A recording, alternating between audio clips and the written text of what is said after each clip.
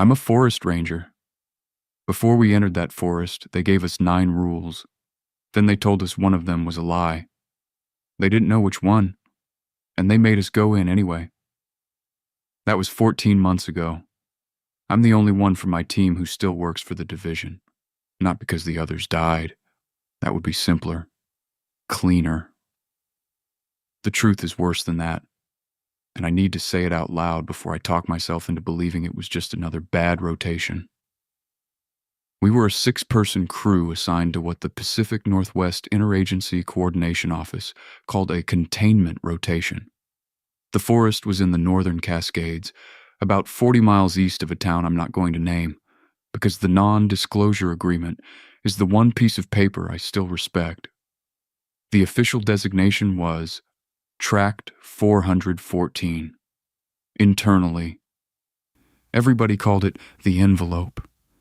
I'd been a ranger for 11 years, backcountry fire suppression, wildlife census, search and rescue operations in terrain that could kill a civilian inside 4 hours. I wasn't green. None of us were. That was the point. The division doesn't send you to the envelope unless your performance file is long enough that they trust you to follow instructions, even when the instructions stop making sense. Our team lead was Naomi Tsuda. 15 years with the Forest Service, 8 of them in classified tract management.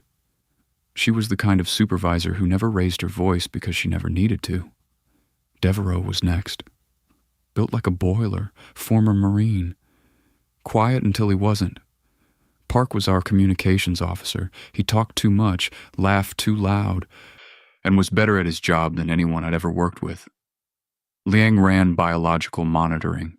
She was precise the way a surgeon is precise. And then there was Cortez, our youngest. 3 years on the job, but he'd already pulled 2 rotations in restricted tracts in Montana and had earned every inch of his clearance. We knew each other. We trusted each other. That matters. Because what happened in Tract 414 did not start by turning us against the forest. It started by turning the rules against us. And then it waited to see what we would do to each other. The briefing took place at a staging facility 12 miles outside the track boundary. Concrete building. No windows. A Department of the Interior seal on the wall that looked like it had been painted over something older. The briefing officer was a man named Ellison. Gray hair, reading glasses. The kind of presence you only get after delivering the same bad news enough times that it stops sounding like bad news. He gave us the operational overview first. Tract 414 had been under active containment for 9 years. 14,000 acres of old-growth Douglas fir, western red cedar, Sitka spruce, dense enough to kill line of sight in under 20 feet.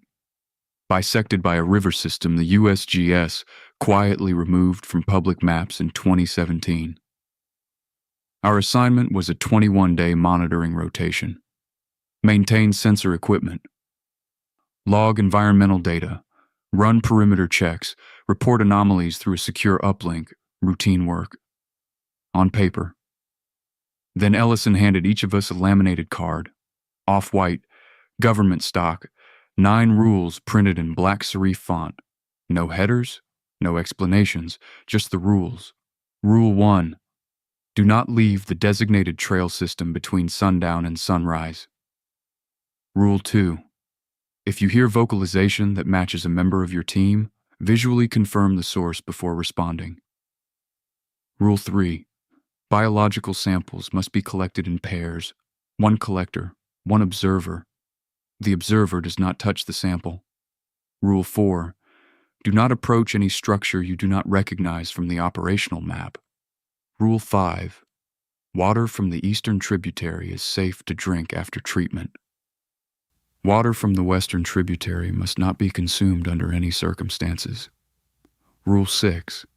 If your GPS unit displays coordinates that do not correspond to your known position, stop moving immediately and radio base. Rule 7. All team members must be visually accounted for every 90 minutes during daylight operations. Rule 8. If you encounter a marked tree, paint blaze, ribbon, or carving that does not appear on the survey overlay. Do not document it. Leave the area. Rule 9. The forest does not contain any large predators. Do not discharge a firearm for any reason. Ellison let us read the card twice. No commentary, no clarification. Then he said the sentence that made the rules matter. One of these rules is a lie. We don't know which one. Previous teams have tried to figure it out. We are not asking you to do that. We are asking you to follow all 9 rules as though all 9 are true. The rule that is a lie will, at some point, become impossible to follow. When that happens, prioritize the remaining 8. Devereaux asked the only question that mattered. What happens if we follow the wrong one? Ellison took off his glasses, cleaned them on his shirt, didn't look at any of us when he answered. Previous teams that followed the false rule to its conclusion experienced operational failure. Park frowned. What does that mean? Ellison put his glasses back on. It means they didn't finish their rotation. That was the end of the briefing. We entered the envelope the next morning. The first 4 days were routine. Trail checks, sensor calibration, water sampling, perimeter documentation, the kind of work you can do on muscle memory if you've been in the field long enough. The forest was dense, dark even at noon, the canopy so thick that sunlight hit the ground in coins, not sheets. It was beautiful in the way deep wilderness is always beautiful. Indifferent. Older than anything you've built. Completely unconcerned with your survival. We followed the rules, all 9, obsessively, meticulously, to the letter. We stayed on the trail after dark. We confirmed every voice. We collected samples in pairs. We avoided unknown structures. We drank only from the eastern tributary. We checked our GPS units constantly. We ran visual head counts every 90 minutes. We left marked trees alone. We kept our firearms holstered. For 4 days, the system worked, or at least, it looked like it did. It was the 5th night when the rules started to turn on each other. Leung and Cortez were running a late afternoon sampling loop along the eastern tributary. Cortez's GPS shifted. No warning, no signal drop, just a clean update. His coordinates placed him 6 miles south of his actual position, deep into a section of the track that didn't even have trail access. Rule 6, stop moving, radio base. He did. Leung stopped with him. They called Naomi, but by then it was after sundown. They'd been heading back to camp when the GPS glitched.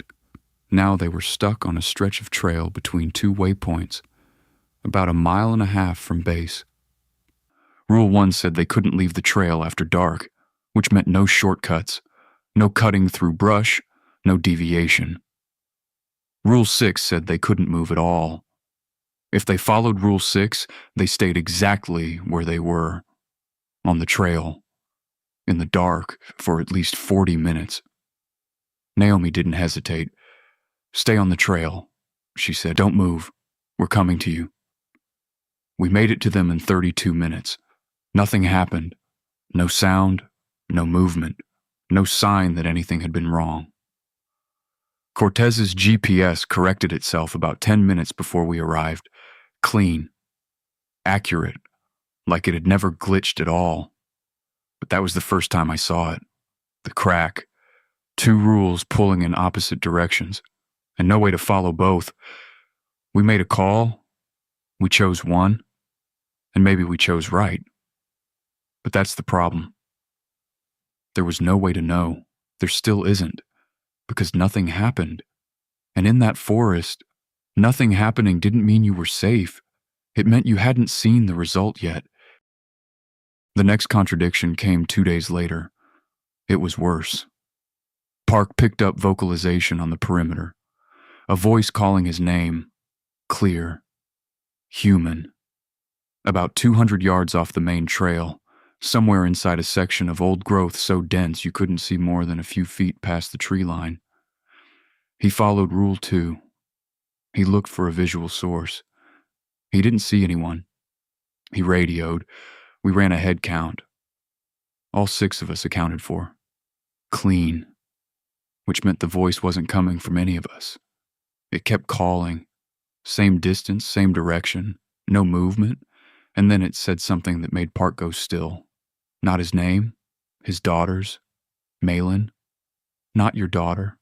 Not vague, exact. And it said it in his wife's voice. Perfect. Park didn't move. He stood on the trail, hand on his radio, eyes locked into the trees. Very quietly, like he was reminding himself, he said, "That's not my wife." Naomi didn't hesitate. "No," she said, "it's not." The voice called again. Closer this time. Not physically, but closer in detail. The cadence shifted. The way his wife broke words when she was worried. The small hesitation between syllables. It got it right. Every time. Park was shaking, not from fear, from control, from forcing himself not to answer. Because the rule didn't just say be careful. It said, visually confirm before responding. And there was nothing to confirm. So he said nothing, and I watched what that did to him. Because it's one thing to ignore a sound. It's another to ignore your family's voice asking for you. We stood there until the voice stopped. No fade, no distance, just gone. Like it had never been there. We went back to camp. Nobody asked where it came from. Nobody tried to explain it. That wasn't the job. The job was to follow the rules. Even when following them cost something you couldn't measure. Day 10 is when I started to believe the rules weren't protecting us. They were setting us up. Liang found the structure during a sampling sweep. A small stone cairn. Maybe 2 feet tall, stacked too clean to be natural. It sat in a clearing about 40 yards off the main trail, visible from where we stood, not on the operational map. Rule 4. Do not approach any structure you do not recognize. But the sample grid didn't care about Rule 4. Rule 3 still applied. That square needed to be logged. The sample point was 17 feet from the cairn. 17. Close enough that to do the job, Liang and Cortez would have to step into the clearing, turn their backs to it, and work within arm's reach of something the rules said should not be approached. Naomi studied the map for a long time. Longer than I'd ever seen her hesitate. Then she said, "We skipped the sample." Liang shook her head immediately. "We can't. The rotation data needs continuous coverage. If we leave a gap, coordination flags it. They extend the rotation or send another team." "Then we flag it ourselves," Naomi said. "We report the structure and request guidance." Park didn't look up from the radio. "Guidance takes 72 hours. We'll miss 3 cycles." Nobody spoke after that, because the problem was simple and impossible. Follow Rule 4 and we fail the mission. Follow the mission and we break Rule 4. And sitting underneath that, the thought none of us wanted to say out loud. What if Rule 4 is the lie? If it is, then the cairn is nothing. A leftover marker, a mistake, something we're sacrificing the mission for no reason. Devereaux said it anyway. So we test it. Naomi shut it down instantly. We do not test rules. Even the one that's a lie, especially the one that's a lie, because we don't know which one it is. She was right. On paper, in training, in every version of this situation that makes sense. But out there, the rules weren't a safety net anymore. They were a maze. And somewhere inside that maze was a wall that didn't exist. And walking into it, or refusing to, might lead to the same outcome. Naomi reported the structure. We skipped the sample, and the coordination office didn't respond. Not that day, not the next, not the next, 4 days. No answer, just silence. Day 13 is when Cortez broke, not loudly, not all at once. He just stopped following Rule 8. We found a marked tree during a perimeter sweep, Douglas fir, paint blaze that didn't match the survey overlay. By the rules, we leave. No documentation, no approach, we walk away. Cortez didn't. He stepped off the trail, walked straight up to it, and put his hand on the bark. Cortez, Naomi said, flat, controlled. It's just a tree, he said. Someone painted it. Maybe a previous rotation, maybe the original survey. There's no magic here. There are no monsters. Rule 9 says so. No large predators. This is just a forest. Step back from the tree. He turned to her. What if Rule 8 is the lie? No one answered. What if we've been walking away from data for 2 weeks because someone printed the wrong rule on a card? He wasn't wrong. That was the problem. He wasn't panicking. He wasn't irrational. He was applying logic to a system that didn't reward it. If Rule 8 was the lie, then every marked tree we ignored was a missed data point, a gap, a failure. Naomi looked at me, second in command. She didn't need to say anything. Cortez, I said, step back, now. He held my gaze for a second, then he stepped away. But something shifted, not in the forest, in us. Because once someone says it out loud, you can't pretend you're not thinking it too. That night, we ran a Rule 7 head count at 0200, 5, not 6. Cortez's tent was empty. We found him at the same tree, sitting at the base, headlamp on, sampling kit open. Cataloging bark patterns, paint composition, lichen growth. He was working. I had to know, he said. Didn't even look up. I'm not leaving a gap in the data because of a rule that might be a lie. Naomi pulled him back to camp. No report, no disciplinary action, just a decision. We stay intact, we stay focused. We finish the rotation, 21 days. We were more than halfway. By morning, Cortez had a cough, wet, heavy, not like illness, like something settling. Liang ran vitals, temperature normal, oxygen normal, lungs clear. It's nothing, Cortez said. Liang looked at me. She didn't speak. She didn't have to. Day 15. The coordination office finally responded to our structure report. 3 words. Continue standard operations. That was it. No guidance, no clarification. As if we hadn't asked anything at all. Naomi read it twice, set the radio down, pressed her palms into the table, breathed. I'd never seen her do that. We collect the sample, she said. Devereaux frowned. You said we don't approach the structure. I said we follow rules. Coordination says continue standard operations. Sample collection is standard. The structure is a complication, not an override. She was threading logic through something that didn't follow it, reframing authority just enough to move forward, not approaching the structure, approaching the sample. The structure just happened to be there. I went with Liang, observer. We stepped into the clearing. I kept my back to the cairn, didn't look at it, didn't acknowledge it, but I could feel it. Like someone standing too close behind you. No sound. No movement, just presence. Liang collected the sample. Clean procedure. Steady hands, normal timing, nothing unusual. That's what the data said. We walked out, didn't look back, didn't speak. And that night, I slept less than any night before. Because for the first time, we didn't just follow the rules. We worked around them. Cortez's cough got worse. By day 16, he was spitting blood into a rag he kept folded in his chest pocket. He still worked. He still followed the rules. All of them. Except 8. He stopped avoiding marked trees entirely. Every one he found he documented. Photos, measurements, notes, precise, thorough, useless to me. Because every time I looked at his work, all I could hear was that wet sound in his chest. Day 17. The Western Tributary. Rule 5 said don't drink from it, under any circumstances.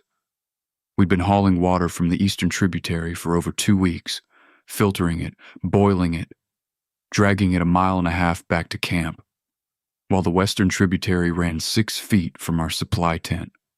Clean. Clear. Cold mountain water over granite. It looked identical. It smelled like water. It was water. Devereaux pulled me aside. The Eastern Tributary's dropping, he said. Sediment from the last rain. The filter's clogging every 2 cycles. How long? 2 days. 3 if we stretch it. We stretch it. We already are. Park's lips are cracking. Liang's had a headache for 2 days and hasn't told Naomi because she doesn't want to get pulled from rotation. I looked at the Western Tributary, 6 feet away, close enough to hear it at night.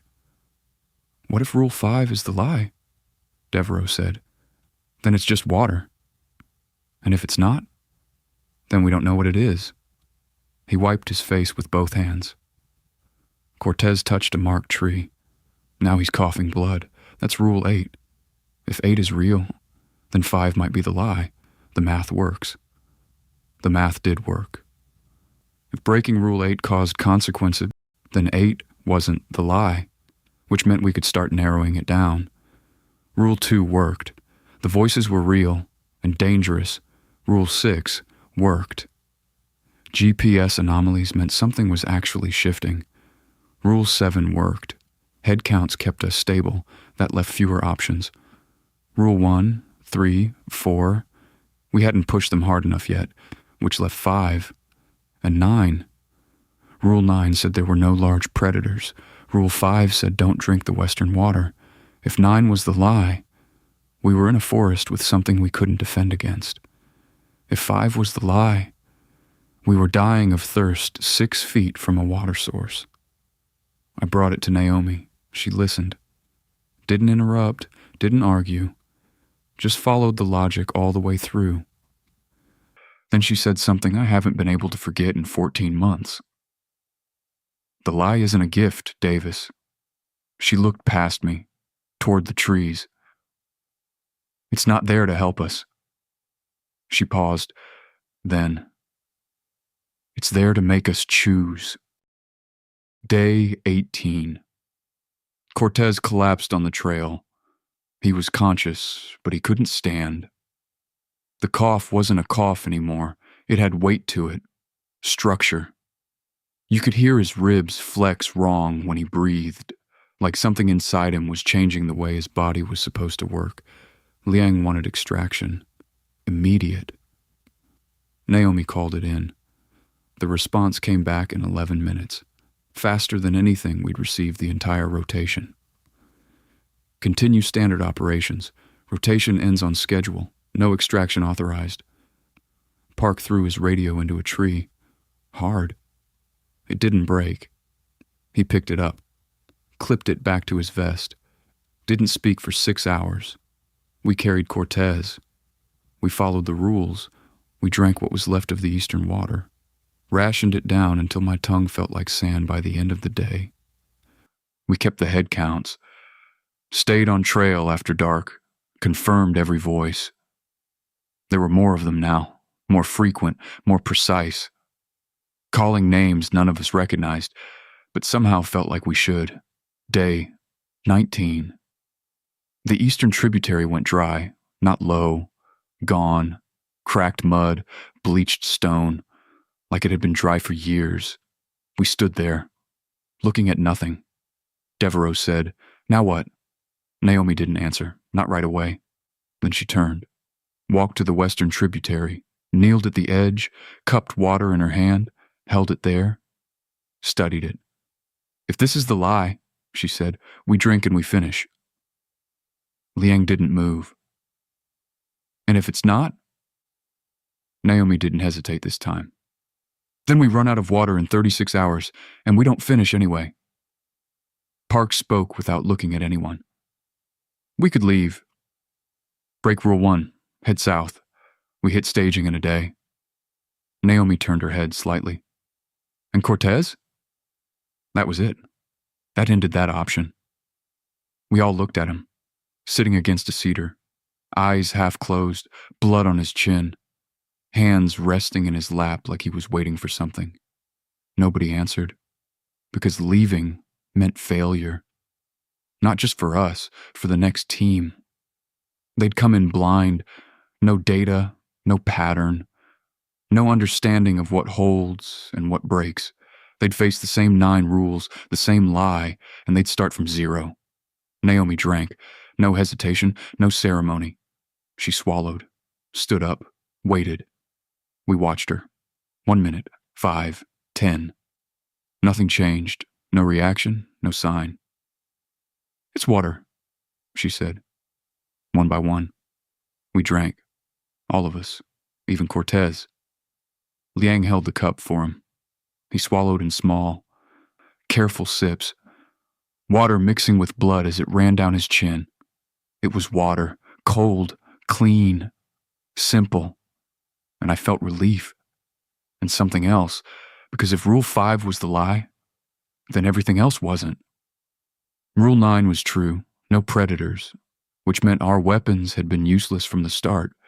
Whatever was in that forest, it wasn't something you could fight. Rule 8 was true. The marked trees mattered, and Cortez had touched one. And now he was dying. And there was nothing in our training, nothing in our equipment, nothing in our rules that told us how to fix it. We finished the rotation. 21 days, every sample collected, every perimeter check completed, every rule followed, the real ones. We carried Cortez the last 3 days, built a stretcher out of fire poles and a bivy sack. By day 20, he stopped coughing. Not because he got better, because whatever was inside him had reached a point where his body didn't need to react anymore. He breathed in shallow pulls, wet, crackling, like something dense was shifting every time his lungs expanded, and we kept moving, because finishing the rotation was still the objective. Ellison met us at the staging facility. He didn't ask about Cortez. A medical team took him immediately. Black vehicle, no markings, no windows. I never saw him taken to a hospital, never saw paperwork, never saw a follow-up report. What I did see was Ellison collecting our laminated cards, stacking them carefully, one on top of another, then placing them into a manila folder that already had others inside. Cards from previous teams, some of them stained, dark spots. Could have been coffee, could have been mud. I didn't look long enough to decide. The rotation was successful, Ellison said. Your data has been received. Debriefing will occur in 72 hours. Until then, standard non-disclosure protocols apply. Park didn't move. What about Cortez? Ellison adjusted his glasses. Ranger Cortez has been transferred to a specialized care facility. His condition is being monitored. Park's voice didn't rise. His condition is that he's dying? Ellison didn't react. His condition is being monitored. That was 13 months ago. Cortez is still alive. I know that because his name still shows up in the division's internal system.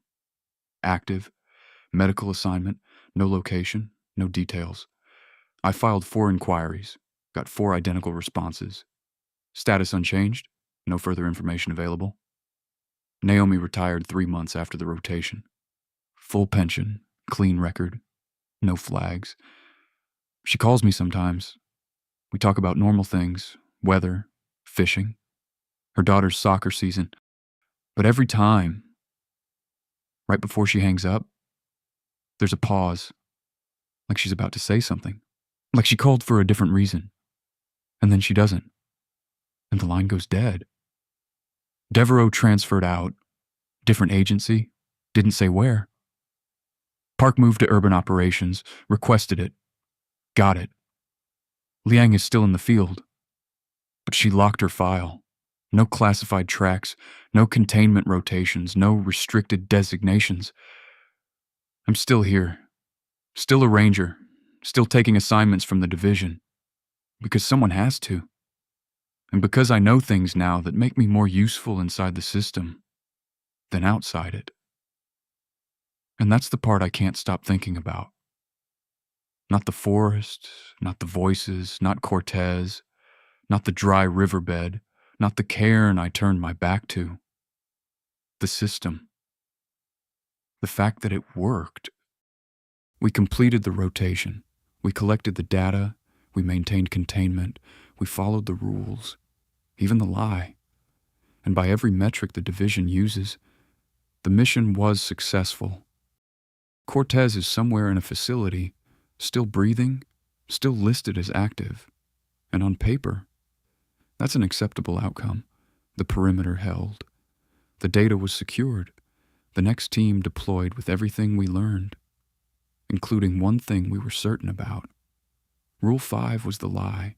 We told them. We made sure they understood. And then I watched their briefing.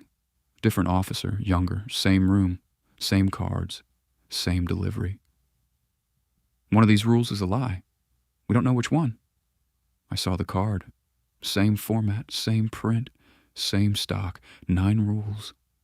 But Rule 5 was different. Not reworded, changed, completely. Ours said the Western Tributary.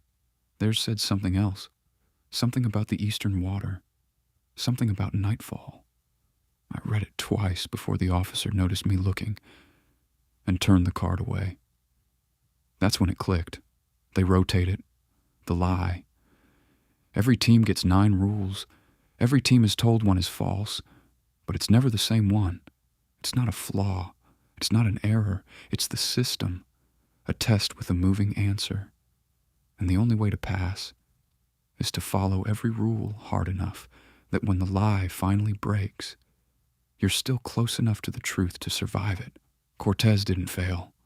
He did exactly what he was trained to do. He tried to understand. He applied logic. He made a decision based on evidence. And the system punished him for it. Because it doesn't need rangers who understand. It needs rangers who comply. I filed another inquiry last week. Same response. Status unchanged. I go back to the envelope in 11 days. New team. New rotation. New card. They'll tell me one of the rules is a lie. And when the rules start pulling in different directions, they'll look at me, and I'll choose. Not because I know the answer, but because that's the job. I keep Cortez's field notes in my locker. I've never opened them. I don't know if they contain the answer. And I've decided not knowing is the only thing keeping me useful. Some rules are true, some rules aren't. And one rule is there to see what you're willing to sacrifice to prove it. I wasn't willing. Cortez was. The mission was successful. If you made it this far, think about what actually stayed with you. It's not the forest, not the voices, not even Cortez. It's the system. A place where you're given rules and told one of them will fail you, and you still have to follow all of them. Because the moment you try to outsmart it, that's when it breaks you. So here's the question. If you were standing there, same team, same rules, same uncertainty, would you try to figure out the lie, or would you keep following everything, even when it stops making sense? Because in that forest, survival didn't belong to the smartest ranger. It belonged to the one who kept going without needing the answer.